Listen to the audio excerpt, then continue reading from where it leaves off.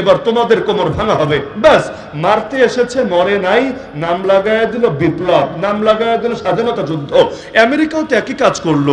9/11 ঘটনার পর আফগানিস্তানে মারতে গেল নাকি মেজবানি করতে গিয়েছিল, নাকি দাওয়াত খাওয়াতে গিয়েছিল? মারতেই তো গিয়েছিল। তো অপশন তো দুইটা। এক হলো চুপচাপ বসে বসে মাইর খাবে, যে তোরা মার, আমরা ললিপপ চাবাচ্ছি, কত মারতে পারবি মার, তোদের আছে বন্দুক, আমাদের আছে বুক, ইচ্ছা মতো তোরা মার, আমরা রক্ত দিতেই জানি, রক্ত নিতে জানি না, যত মারবি তত রক্ত দিব আর দিব আর দিব আর দিব। এমন ডায়লগ যদি দিত তাহলে আবার ভালোই বলতো, বলতো দেখো কত ভালো ছেলে আফগানের ছেলেরা, এরা আসলেই স্বাধীনতাকামী, আসলেই ভালো। কিন্তু দেখা গেল তারা বলল মারতে এসেছো, এবার তোমারে মারা হবে। ব্যাস, 1 বছর না 2 বছর না 19টা বছর পর্যন্ত লড়াই চললো। এখন নাম লাগাই দিলে আফগানিস্তানে জঙ্গিবাদ চলছে। কেন? আগেরটা যদি স্বাধীনতা যুদ্ধ হয়, এটা জঙ্গিবাদ কেন? আগে এক দেশ মারতে এসেছে, মায়ের খায় নাই, প্রতিরোধ করেছে, সেটাতে বাহবা দিলা।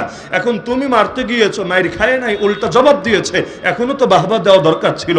নীতি তো একটাই থাকা দরকার, কিন্তু না, এই জালেমদের নীতি এক থাকে না। রাশিয়া যখন ইউক্রেনে হামলা চালায় তখন বলে ইউক্রেন মাজলুম, ইউক্রেন অসহায়, ইউক্রেন ভিকটিম, তার পাশে দাঁড়াতে হবে। আর ইসরায়েল যদি ফিলিস্তিনে হামলা চালায় তখন বলে না না, এই ফিলিস্তিন জঙ্গি, ফিলিস্তিন সন্ত্রাসী, ওদেরকে মারতে হবে, ওদেরকে শেষ করে দিতে হবে।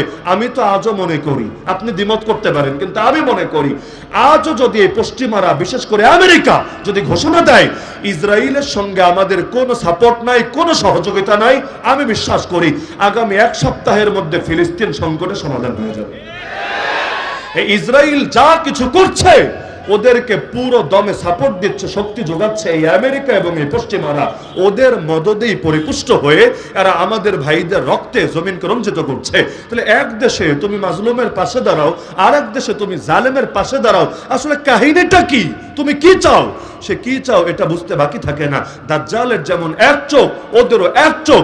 ওরা নিজেদের লোকদেরকে যেভাবে দেখে, বাকি দুনিয়ার মুসলমানদেরকে সেভাবে দেখতে পারে না।